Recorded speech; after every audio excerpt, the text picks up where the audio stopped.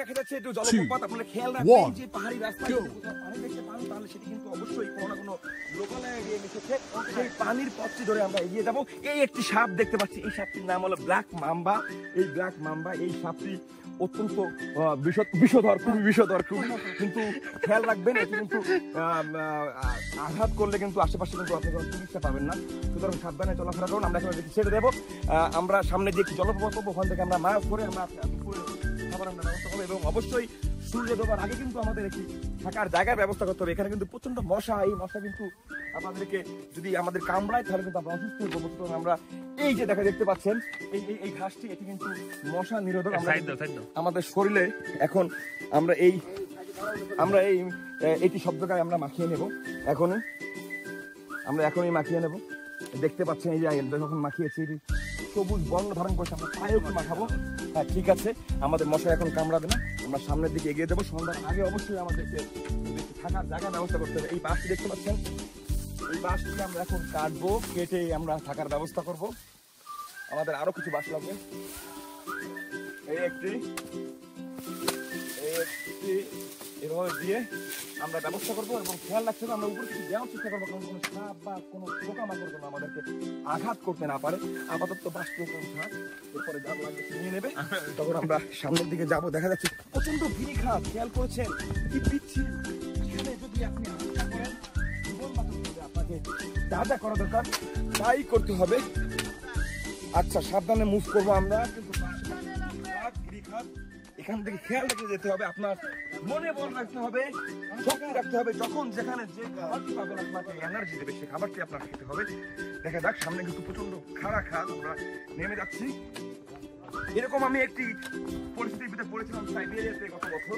সাইবেরিয়াতে আমি যখন যাই, ঠিক এমন একটি খাদে আমি পড়েছিলাম, তখন সেনাবাহিনী এসে কিন্তু তাদেরকে সাইবেরিয়ার সেনাবাহিনী সবাই একটু সাবধানে যাবো। এখানে এই যে রোড, এই যে মনে হয় 10 তলার উপরে নামতেছি আমরা।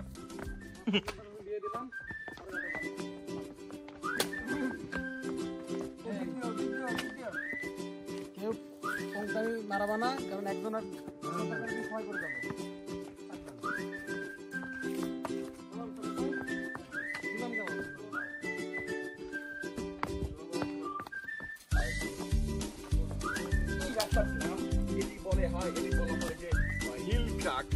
এই রাস্তাটিতে আপনারা যখন আসবেন খেয়াল রাখবেন বৃষ্টিতে প্রচুর পরিমাণে পিচ্ছিল থাকে। আমরা নেমে গিয়েছি, আমরা সামনের দিকে যাবো। এই জলপ্রপাত দেখছেন, এখানে কিন্তু জলপ্রপাত ছিল, এখন যদি নেই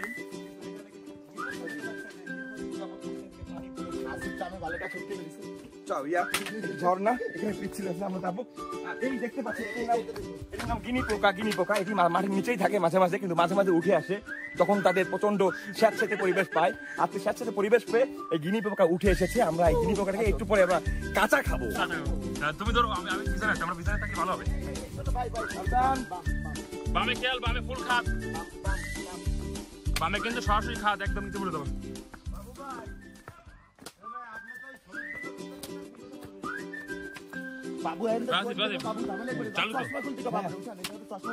আর আপনার এখানে যারা যারা চশমা পরে আসেন, কানা সাজেন, খেয়াল রাখবেন যাতে চশমা ভালো করে যেন সুন্দর করে খেয়াল রাখতে পারেন। এই দেখতে পাচ্ছেন পাহাড়ি পাথর। জীবনে কখনো আমি পাথর আগে দেখিনি, আজই প্রথম দেখছি জীবনে প্রথম পাথর। এই পাথরটাকে নিয়ে যাওয়া যাবে না, প্রাকৃতিক সম্পদ রেখে যাবো আমরা, কিন্তু মায়ের খাওয়ার সম্ভাবনা থাকবে। পাহাড়ি ফুল, পৃথিবীতে একটি জাতির ফুল কিন্তু এখন রয়েছে, এই একটি ফুল রয়েছে, আর কোনো ফুল কিন্তু পৃথিবীতে নেই। সুতরাং এটিকে সংরক্ষণ করতে হবে আমাদের। এই দেখেন কত সুন্দর বেগুনি কালার রয়েছে, হালকা বেগুনি কালার নাকি অন্য কিছু না, বেগুনি কালার রয়েছে অন্য। আসলে সামনে যাবো আমরা। এই দেখতে পাচ্ছেন বন্য হাতি। আমরা কিছুক্ষণ আগে, এরা সাধারণত বের হয় না, কিন্তু প্রচন্ড গরমে তারা বের হতে বাধ্য হয়েছে। এই হাতি যখন তখন যে কাউকে হামলা করে বসতে পারে, হাতি থেকে সাবধান থাকবেন।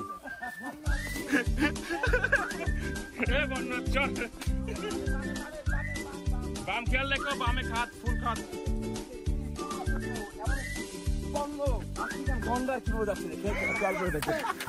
গন্ডর পৃথিবীতে কোথাও দেখা যায় না সেটি।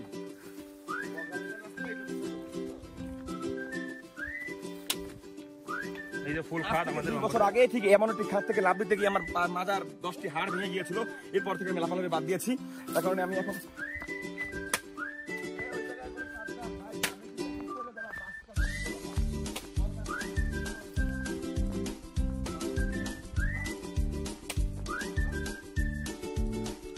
আমরা এই যে কেওক্রাডাং থেকে এসে এখন আমাদের গাইড কই আনার ভাই, আমরা আমরা হচ্ছে কোথায় যাচ্ছি এখন? এখন যাব হচ্ছে চিংড়ি ঝর্ণায় যাচ্ছি। চিংড়িঝর্ণা হয়ে আমরা কি করে যাচ্ছি? আমরা ট্রেকিং করে যাচ্ছি। আমরা কেওক্রাডাং ছিলাম রাতে। হ্যাঁ, এই যে ওখান থেকে আমরা আসিফ ভাই কিছু বলবে এখন জাতির উদ্দেশ্যে। বগালেক হয়ে আমরা বান্দরবন যাবো এবং সেখান থেকে আমরা ঢাকা রওনা দেবো।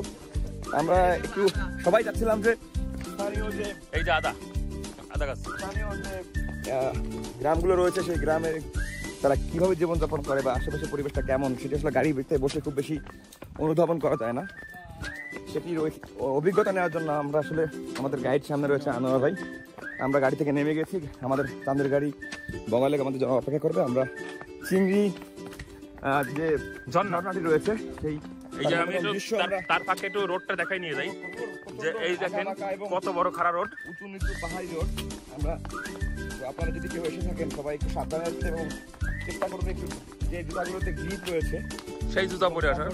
হালকা এই জুতোগুলো পরে এই যে এই পাল্লা দেওয়ার দরকার কি? যদি কেউ এমন লাথি মারবো গুল্লি খেয়ে পড়বি।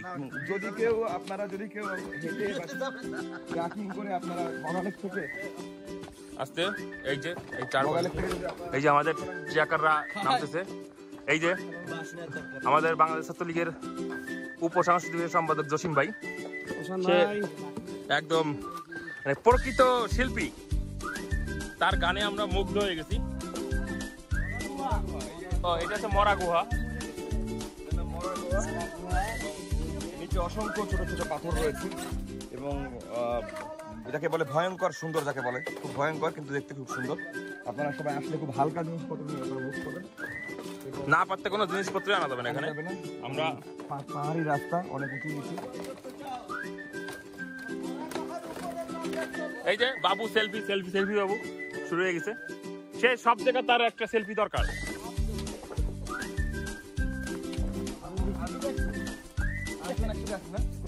ওই আমাদের সামনে আছে আমাদের গাইড আনার ভাই। মরা গুহা থেকে যে ছোট একটি জলপ্রপাত কিন্তু নিচে পড়ে গিয়েছে, অত্যন্ত সুন্দর দেখাচ্ছে, যেটা কি বলে ভয়ঙ্কর সুন্দর। বারে বারে বলছি যে খুবই দেখতে খুব ভয়ঙ্কর লাগে, আমরা এসে ছবি তুলছি কিন্তু আসলে অনেক সুন্দর। আশপাশে অনেক বাঁশ, প্রাকৃতিক বাঁশ। এই যে আমরা একটু আসি সাথে ভিডিওয়। হ্যাঁ, ফোন করা যাবে তো, ফোন করতে পারবেন ভিডিও রানিং অবস্থা ফোন করা যায় না, অপশন নেই, সমস্যা নেই। এই যে সামনে অপু ভাই চলে গেছে। এই যে সামনে এই জানো কি নাম, তার নাম জানো কি? আনোয়ার ভাই না এই যে ভাইয়ের নাম জানো কি? আসিফ তালুকদার। গুজব তালুকদার। আমাদের ভাই আনোয়ার ভাই, আর আরেকটা নাম আছে পেশা তালুকদার। অবশ্য আমাদের খুব প্রাইভেসি মেনটেন করে নামটা বলি। এখন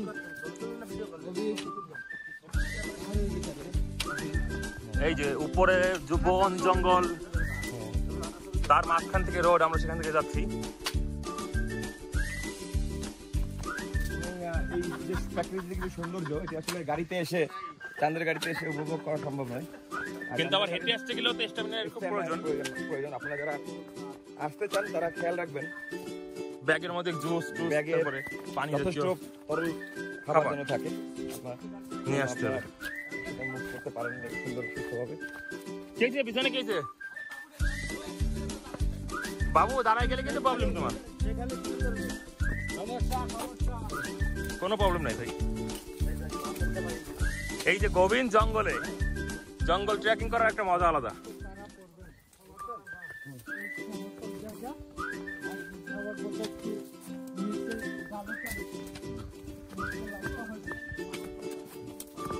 আমাদের সামনে আমাদের গাইড রয়েছেন আনোয়ার ভাই, সহজ সরল মানুষ, ভালো মানুষ।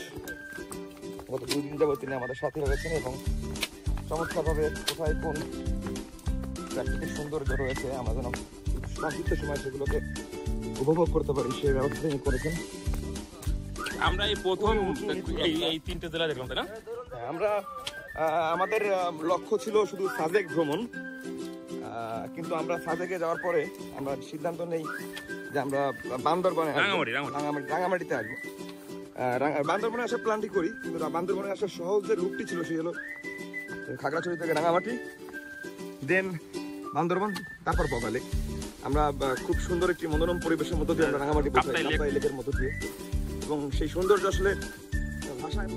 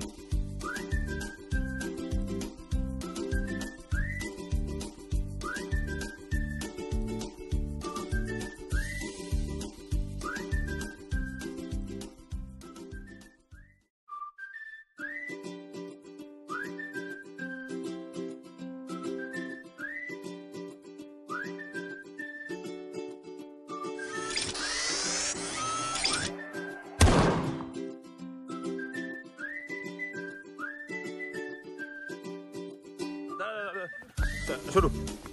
বাটান থেকে বান্দরবন ফেরার পথে আমরা আমাদের গাড়িটি ছেড়ে দিয়েছি। আমাদের লক্ষ্য ছিল আমরা চিংড়ি ঝর্ণা হয়ে আমরা বগালেকে পৌঁছাবো। আমরা চিংড়ি ঝর্ণার খুব কাছেই চলে এসেছি, এখন আমরা চিংড়ি ঝর্ণায় নামছি। এখানে নামার মূল উদ্দেশ্য একটি, আমরা চাইলে আমাদের গাড়িটা ব্যবহার করে আমরা বগালেকে চলে যেতে পারতাম, কিন্তু যেহেতু প্রত্যেক দিন আমাদের আসা সম্ভব হয় না, সুতরাং আমরা চাচ্ছিলাম যে স্থানীয় এই পর্যায়ে কী ধরনের প্রাকৃতিক মনোরম দৃশ্যগুলো রয়েছে সেগুলোকে আমরা যতটুকু সম্ভব হয় আমরা উপভোগ করার সেটির লক্ষ্যে আমরা পৌঁছাচ্ছি। আমরা খুব অল্প সময়ের ভিতরে আমরা আশা করি আপনাদেরকে চিংড়ি ঝর্ণার কাছাকাছি নিয়ে দিতে পারবো। আমরা এখনও জানি না আসলে চিংড়ি ঝর্ণাটি কেমন বা দেখতে কেমন বা আরও কতক্ষণ সময় লাগবে। আমাদের যিনি গাইড রয়েছেন আনোয়ার ভাই, তিনি বললেন যে আমরা চিংড়ি ঝর্ণার খুব কাছাকাছি রয়েছি এবং আমরা তার উদ্দেশ্যে এগিয়ে যাচ্ছি। আমরা সামনে যাবো, আপনার সামনে দেখতে পাচ্ছেন যে আমাদের একদম সামনে শিল্পী রয়েছেন, যিনি পৃথিবীতে তিনি একাই শিল্পী, নিজেকে শিল্পী দাবি করেন, অন্য কোনো শিল্পীকে গোনার সময় তার নেই এবং করেনও না। আর সেই সিটিএন কথাটি বারে বারে তিনি বলেন, যে আমার কাছ থেকে শিখেছে, কিন্তু তার অর্থটা কি সেটি এখন বলা যাচ্ছে না। আর তিনি সিটিএন বেশি বলেন না, তিনি যখন বেশি অহংকার করেন গান নিয়ে তখন আমরা শুনতে পাচ্ছি, তখন তাকে আমরা সিটিএন বলি। ঝর্ণার সাউন্ড কিন্তু শুনতে পাচ্ছি, ঝর্ণার শব্দ কিন্তু আমরা শুনতে পাচ্ছি, আপনারা খেয়াল করবেন। আমরা জানি না যে আপনারা শুনতে পাচ্ছেন কিনা, আমাদের কাছে আরো ভালো কোনো ডিভাইস থাকলে হয়তো আপনারা শুনতে পাচ্ছেন, কিন্তু আমরা স্পষ্ট ঝর্ণার শব্দ শুনতে পাচ্ছি।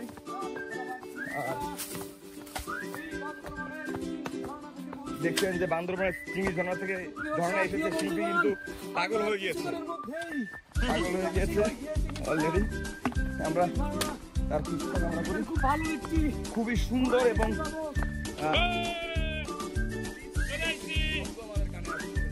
জলপ্রপাতের শব্দ, that cannot be described in words, নিজের কানে না শুনলে বা নিজের সবাই সাবধানে পিছলা। আমরা আমাদের এই জায়গাগুলোকে, বাংলাদেশের জায়গাগুলোকে যদি যথাযথভাবে আরো বেশি পরিচর্যা করা যেত, আরো বেশি ভাবা যেত এই জায়গাগুলোকে নিয়ে টুরিস্ট পয়েন্ট হিসাবে, আমার মনে হয় যে শুধু বান্দরবনকে কেন্দ্র করে অনেক বড় বড় অনেক টুরিস্ট পয়েন্ট গড়ে তোলা সম্ভব, যেখান থেকে আমরা অনেক লাভবান হবো এবং দেশের বাইরে যাওয়ার যে প্রবণতা ঘুরতে যাওয়া, সেখান থেকে আমাদের অনেকটা সরে আসবে। এবং যাতায়াত ব্যবস্থা এবং থাকা খাওয়ার ব্যবস্থা, আনুষঙ্গিক অনেক সমস্যার কারণে কিন্তু অনেক টুরিস্ট এখানে আসতে চায় না। এই বিষয়গুলোর দিকে কর্তৃপক্ষ নজর দিলে আশা করি আরো অনেক বেশি পর্যটক আসবে।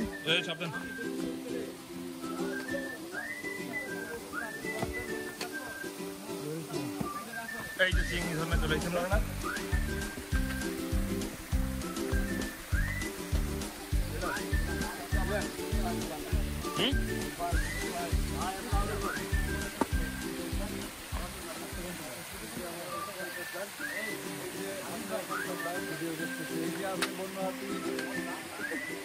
আস্তে আস্তে আস্তে আসো,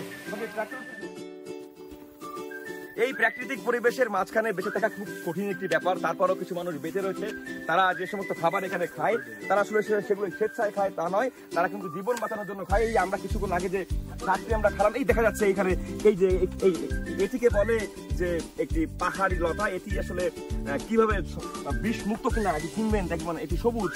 এর যে ফলটি রয়েছে সেটি কিন্তু অত্যন্ত চমৎকার। এই আমাদের এই বাবু সে এখন টেস্ট করবে। কেমন লেগেছে বাবু? হ্যাঁ, খুবই চমৎকার, খুবই চমৎকার। হ্যাঁ, স্বাদটি খুব। এই যে যাচ্ছে একটি এই বন্য এটিকে বলে বন্য জোক। এটি আসলে জোকের মতো মনে হলো, এটি খেতে খুব চমৎকার।